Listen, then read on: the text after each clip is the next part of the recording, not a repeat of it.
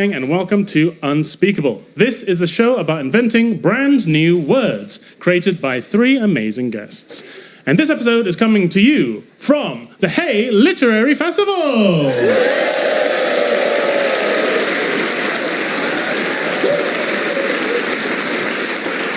Just listen to all those bookworms. This is the festival for people who don't just buy books, they actually read them as well. Nerds!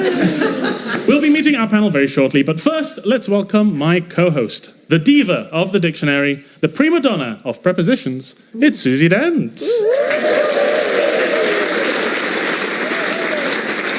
Susie, could you get this wordy party started for us with a word that's been delighting you recently? Yes, this is from the historical dictionary, and it is to quiddle. And I love this one because I am a quiddler. And to quiddle is to waste time on really unimportant tasks as a way of avoiding the important ones. We all know that. If Susie's agent is listening, we will get her back to writing her book after the show. We get the message. Okay, now the challenge is, can our panel come up with any brand new words as wonderful as quiddle? Let's meet them and find out. Joining us for this episode are Mike Bubbins, Jason Byrne, and Charlotte Church.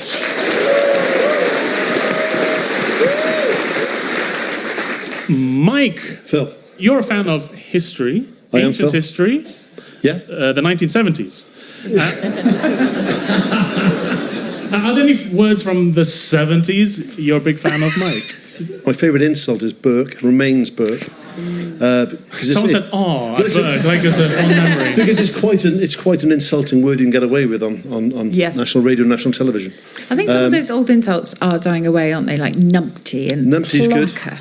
Was plonker invented for Only Fools and Horses? It wasn't invented for it, but because it even before then meant a certain part of the male anatomy. Oh, yes. But that's where it came from. Plonker was a word for the male anatomy. Yes. Which Wow. bit? I mean,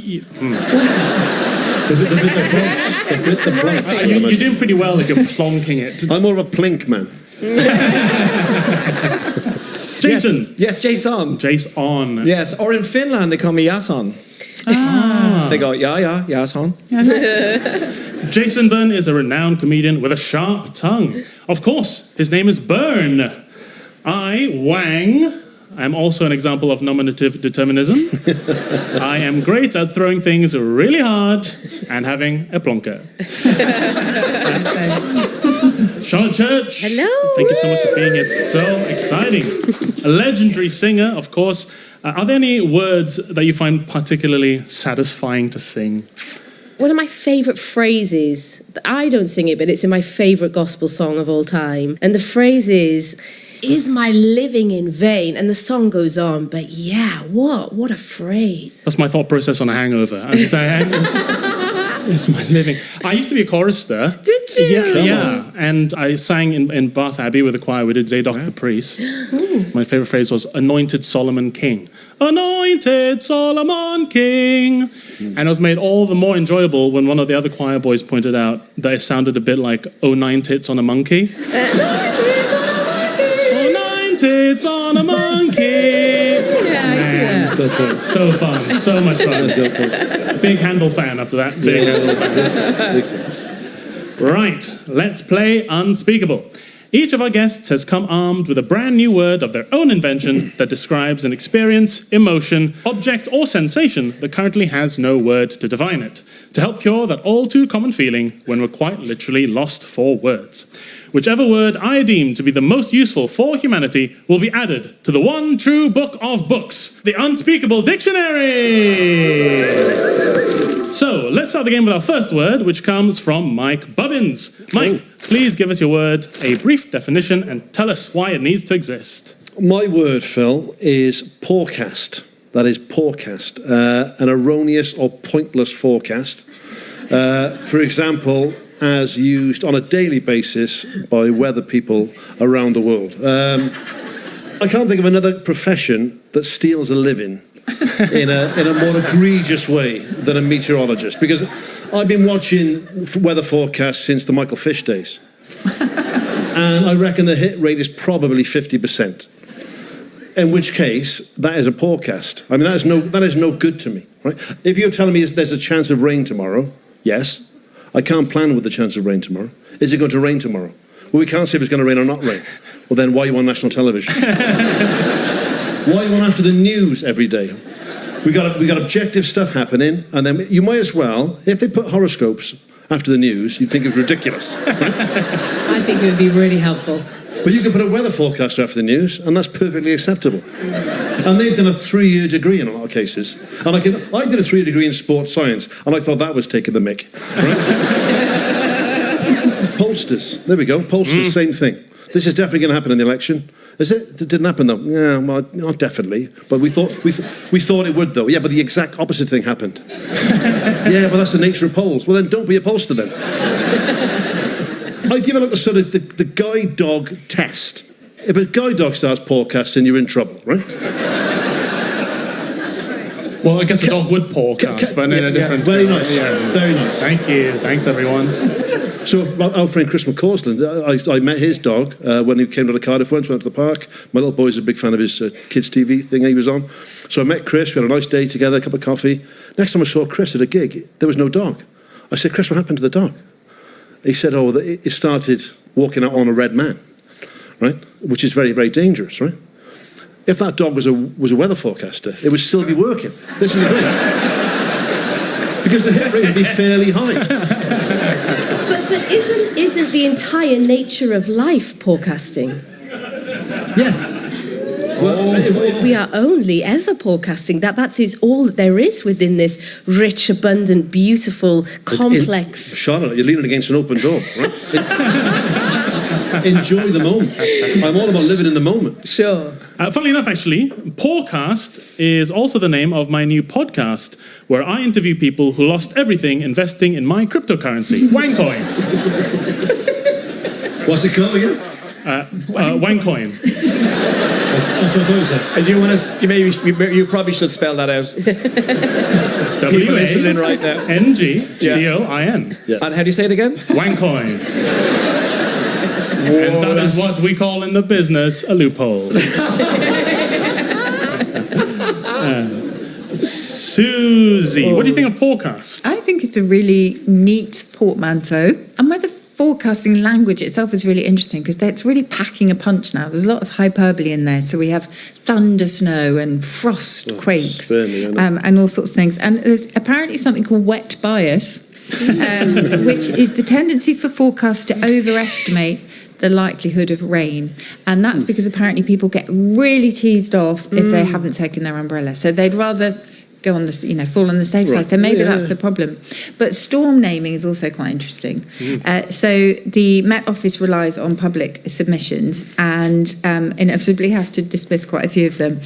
So apparently some of them that have been rejected in the space of 1 year are Voldemort, Sweet Caroline, In a Teacup, which I like, and that should have stood Great. that. That's wonderful. It's very clever though, and Branch Wobbler, which I think is wonderful for kids. I'm disappointed they didn't print any of my suggestions. Storm Z and Storm E. Daniels. Remember? Well, that is our first word in the show, Pawcast. Thanks so much for bringing it in, Mike Bubbins.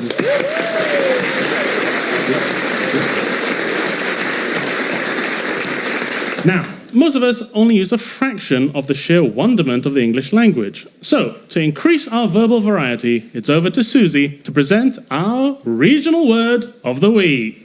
Well, I'm not sure regional is quite the right word for this because I've decided, because we're here and because Mike and Charlotte are here, to go with something Welsh. And you're going to have to bear with me when I try and pronounce this, but Mike's given me a bit of help. So we all know the phrase raining cats and dogs. Well, apparently in parts of Wales, and you can confirm this, they will say, Mae hi'n bwrw hen rageth a thyn. Correct. Which is, it's raining old women and sticks. Which I love. And Mike, you know why. Yeah, well, my friend Ellis and I were talking about this because he's a Welsh speaker. So that's a strange thing to say. Why old women and sticks? And he said it's because the noise on the roof sounds like an old lady walking with a stick. So it's not like sticks from a tree, it's a walking stick. That's much better than cats and dogs, Yeah, which were never in the equation. In Germany, es regnet Schusterjungs means it's raining cobblers' sons. So we try and work that one out. Nice. But it's wonderful. I love that one. In So- French, they say il pleut des corps. It's raining ropes when it's heavy rain. And now we have some raining like stair rods. We're all funny beings. In Ireland, it's whoring down. Doesn't really mean anything. It's just we prefer the noises and the misery coming from the sky. Now it's time to hear our second new word of the show, and this one has been brought to us by Charlotte Church. Charlotte, please tell us your word, give us a brief definition, and then tell us why it matters to you. So the word I'm bringing today is epherescence, which is a mashup between ephemeral and luminescence. Nice. And it means, in my mind, the brief, glowing soul of a moment. And I think that really, a lot of the time, the word epherescence could really be used for those times in nature when it's fleeting. It might be the dawn or the sunset or the way in which the patterns on the forest floor that the sunlight creates through the trees, or in a musical concert that you would go and see, which is, something has just got to its zenith of its musical emotion and it's made you feel so strongly. Epherescence. Beautiful. Wow, I'm crying. I think epherescence is definitely the most beautiful word we've ever received on Unspeakable. It's absolutely lovely. Charlotte's a much more positive person than I am. Epherescence, that wonderful feeling. Like when you get a tea bag in the bin from across the kitchen. Beautiful. Without the drip. Yeah, no drip. Even better. Beautiful. Or drop a Barocca in water. Or putting your feet in Dettol.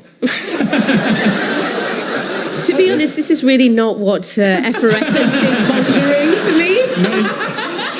It's taken a life of its own now, Charlotte. You have no control over it. It's out in the world.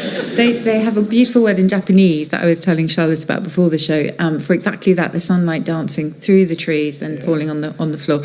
And it's komorebi. And it's a big thing. Komorebi, yeah. It's gorgeous. Love that. Susie, you're very much the glowing soul of Unspeakable. What do you make of epherescence? I think it's beautiful. It's exquisite, and it doesn't exist yet, which gives you a head start, I would say. So English has a few words. They sound similar, but they're not quite as beautiful, I think, and they mean something else. So you have the quintessence, which I think is still lovely, and that was literally the fifth essence that classical and medieval philosophers thought existed beyond the four elements, that existed in all heavenly beings. The fifth essence, the quintessence. There's efflorescence, which is the blossoming of flowers and the burgeoning of life, which is lovely. Effervescence, of course, back to Barocca. And evanescence, which is beautiful as well, which is something that is transient and ephemeral and designed to vanish. Wow. Yeah. Epherescence. It sounds like it already exists, which is what the magic of it. Yeah, absolutely. Mike, you're effervescent, man. You have many hobbies and interests. I feel like you experience effervescence I'm very in quite touch a lot. with the other day I was out in my garden with my shoes and socks off. Enjoying the sunrise, Charlotte. Got up early, thought, I'll go outside. Go on. In my underpants. Doing a bit of grounding, were you, babes? Barefoot, bare feet. Gorgeous. Lovely, beautiful. Feeling that Loved it so much. I spent 20 minutes watering the flower beds just in my bare feet and my underpants. Good for you, babe. Good for you. Where do you live? Yeah. Where do you live? Not far away. We'll give out his three words at the end of the show. All right, well, that's our second word, the wonderful effervescence. Yeah. Will this be lighting up the Unspeakable dictionary? We'll find out soon, but thanks for bringing it in, Charlotte Church.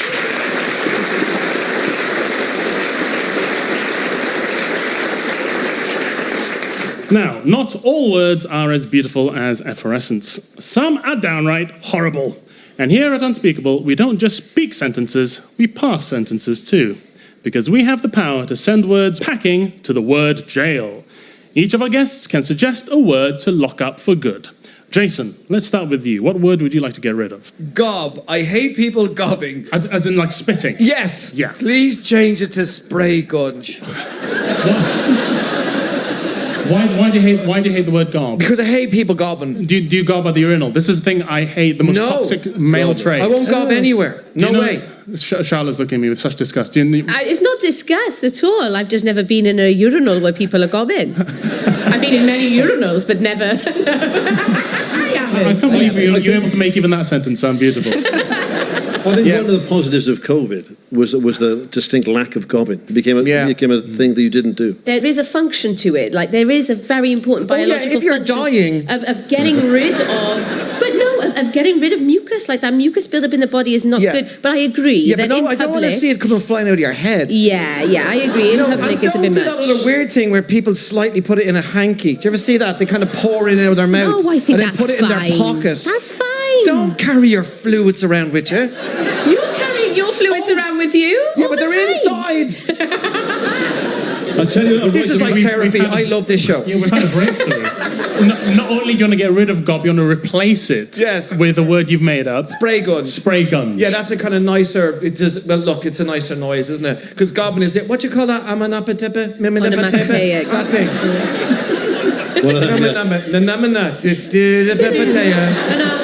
Yeah, like the Muppets. They thought of that first. That's probably in your little bit there, Susie. That Onomatopoeia was invented by the Muppets, Jim Henson. In ancient Greece. In ancient Greece. Yes, Kermit the Great. Susie, could you gab about gob for us? Clearly, this is Gab and gob are both related, and they have gob in other languages as well. So a great word from French is gob-mouche, and that is somebody who's incredibly gullible, so gullible that they go around with their mouth open, and it literally means fly swallower because their mouth is constantly open and they will just accept anything. Gob-mouche. Gob-mouche. Yeah. Well, bonjour. Hey, if they can make snails a delicacy, why not flies? Well, absolutely. True. Charlotte, over to you. What word would you like to be rid of? It's not a word, and it's more of a phrase. And this is in really common usage right now, and often people use it in a really, really considerate and kind way. But there's something about it that just rings really hollow to me and really gets on my tits. And it is, does that make sense? Which phrase? Does that make sense? Oh, that's the phrase. Sorry. You know, when people at the end of everything. That's what I mean. The thing you said just before you said does that make sense? No, that's the thing. It doesn't matter. Anyway. Does that make sense? And for me, it feels like, loads of corporations have gone, everybody should have a little bit of neuro-linguistic programming and just make sure at the end. And so I know that often it is used in a very kind and considerate way. However, I'm just like, we have to vary our language, otherwise it loses total meaning. Does that make sense? Yeah. Thanks in advance. That's another one. Which one? Thanks in advance. Thanks in advance. Oh, I want to punch the lights out of someone who does that to me. When they send you something and they go, or let's say, oh, Jason, any chance you could do a gig for us, blah, blah, blah. Thanks in advance. Thanks means that you have to do it. Yes. Thanks in advance. I don't know if you have that phrase here. Thanks in advance. Yeah. They thank you. You have to do it now. Just say no in advance. No in advance. We're brought up as Catholics in Ireland. It's very difficult to say no. Susie, did that make sense? What do you think of the... It does make sense. But I think you're right. It can be a power move because it is a little bit patronising. Or there is some research that shows that it is women who add it more to the end of emails. Does that make sense? It's a sign of kind of insecurity or sort of feeling inferior. So you are hoping that I have made sense because I'm not sure I have. I think it's maybe just noticed more in women's emails in particular. But you've made me feel really bad now, Susie. Oh no, I'm sorry. But it's a kind of hedging, isn't it? I guess. It's all like Thomas Schaffenacker at the end of a weather report should really say, does that make sense?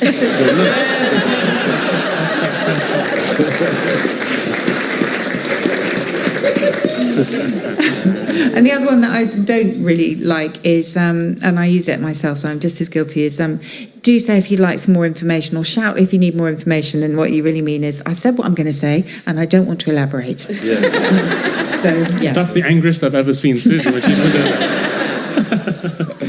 And over to Mike. What is your choice for a word to be jailed? My wife and I bond over words we don't like the sound of. And I hate the sound of this word. And people use it all the time, less and less these days, but I mean, it is still used an awful lot, and much too much. The word grub for food, I find absolutely abhorrent. Like a grub is, as far as I'm aware, Susie, I'm sure I point me out if I'm wrong, is like a larvae of an insect. Yeah. I can't think of anything worse to describe a meal than grub, right? And if someone would say to me, mates of mine, especially mates of mine who may be ex-army, would use it quite a bit as well. Do you want some grub? Oh, God, no. I would rather die of hunger than have some grub. What about in Lion King, though, when Timon and Pumbaa eat all those critters? Oh, I thought it was delicious. They if look you're so Papua New delicious. Guinea and those you're bugs. eating a grub, that's fair enough. If someone in Papua New Guinea said, would you like a grub? Yes. Would you like some grubs? I'll try a grub, yeah, never tried it before. You only live once, isn't it? Yeah, so, quite. But do you like grub? Do you want some grub as describing food or a meal? I can't stand that word. I'd happily see the back of that. Yes, Susie, could you shine a light on these grubs? Yes, well, you might not like to know that grub the food and grub the larva of an insect, they're related, totally. And they go back to a very old word from our Germanic ancestors, meaning to dig, and it's a sibling of grave. Really? When we dig a grave, yes, it's going it's to not make you so hate bad. it more. Has anyone actually eaten any bugs? Because they're meant to be the future of carbon-neutral protein. Only as a kid, by accident. Yeah, right. Yeah. Worms and things like that. I've eaten cockroaches. Oh, for real? Yeah, in China. I went to a cockroach farm where they called That must be the easiest job in the world. Was he a Thai weatherman, was he? It might have just been a derelict building, Just didn't actually. clean for a couple of years. With tables in it. Well, thanks to the panel for those suggestions for the word jail. It's now time to unveil our third contender for a brand new word to enter the Unspeakable dictionary. And this one is created by Jason Byrne. Jason, please give us your word and tell us what it means and why it matters to you. Bumage. So, we need this word. This whole room needs this word because they've been here for a while. It's when you're itchy in that area, in the bum, the cheeks, and you're not allowed to touch them. So bumage is more of a verb. It's just moving slightly from left to right on your chair and pressing down on the left cheek and the right cheek. And it's like a rummage, but it's a bumage. It's a rummage. And it's so satisfying. I can feel... I'm even doing it now. Totally acceptable. You're not using your hands or anything. You can be on a train or a cinema. And, actually, these are really good chairs for bumage because they're quite hard. So these are good to get it going, and especially when you're at home with your partner, especially the poor ladies with the men. The younger men don't understand this, but when men get older, they do rummage a lot, and at the front of the telly, and they're like monkeys, literally. And so if you could teach your husband just to bumage and not to be at himself. Men are at themselves, like manoeuvring things, and they go, "What are you doing?" But that's different to an itch. That's different to a bum itch. No, I'm saying not to prevent the bumage is to try and train the husbands to keep the hands at the side of the chairs. Are you saying that you can readjust your ball sack by this move? Oh, no, that's a whole different thing. No, you've got to go back on the bumage, and because otherwise you'll squashish. Yeah, okay. You'd squash the testicles then, wouldn't you? I mean, if it was all together. Well, it depends. When you get older, there's a lot of older lads here where all the testicles are just going to hang over the edge anyway. Yeah. That's what happens, is a stretch and everything. This is medical, by the way. Don't worry if anybody's listening to this. Yeah. So there's loads of room for old people to have bumage. Yes. Just briefly on the testicle thing. At a young age, you're in the clear because the testicles are above the lap. Yeah. At a very old age, you're in the clear because the testicles are below the lap. But I'm in that horrible time at the moment for the next probably 15 years where they're in the middle of the lap. They're en route. Yeah, I can't wait for them to get below the lap. Are you in bumage territory then? Yeah, I can still bumage. Yeah. So you're in safe bumage area? Yeah, I can bumage the best of them, mate, don't you worry. Bumage, great. Well, I'm not sure if Jason needs a dictionary. Sounds like he needs a worming. But... I'll take that. But this is handy, and it clearly struck a chord with the audience. It sounds like it could be a very useful word. Yes. Bumage. Susie, what do you think? I agree. I think it could be, indeed. And there are some lovely bum words in the dictionary that it would sit next to, so to speak. So to bum fuzzle Or to be bumfuzzled is to be bamboozled. I was totally bumfuzzled by that. And Bumph is one of my favourites because we talk about Bumph, particularly at election time. We get bumped through the letterbox. And it started as bum fodder, which was military slang for toilet paper. And then it was shortened to Bump as anything throwaway as toilet paper. It's great, isn't it? I love that. You know what's amazing is Susie went to Oxford and has an MA from Princeton, and now she's talking about bums on the radio show. Bumage. I think bumage is a really, really handy word. Thank you so much, Jason, for bringing it in. Bumage. Bumage, to move your bum around on a sofa to scratch an itch. I did that on a leather sofa once while wearing shorts, and it nearly stripped the skin off my thighs. And if you scratch your ass by rubbing it on a scarecrow, that's Wurzel Bumage. That's it. Well, we now have all three words that our celebrities have brought to the show. Podcast from Mike Bubbins, Epheresence from Charlotte Church, and Bumage from Jason Byrne.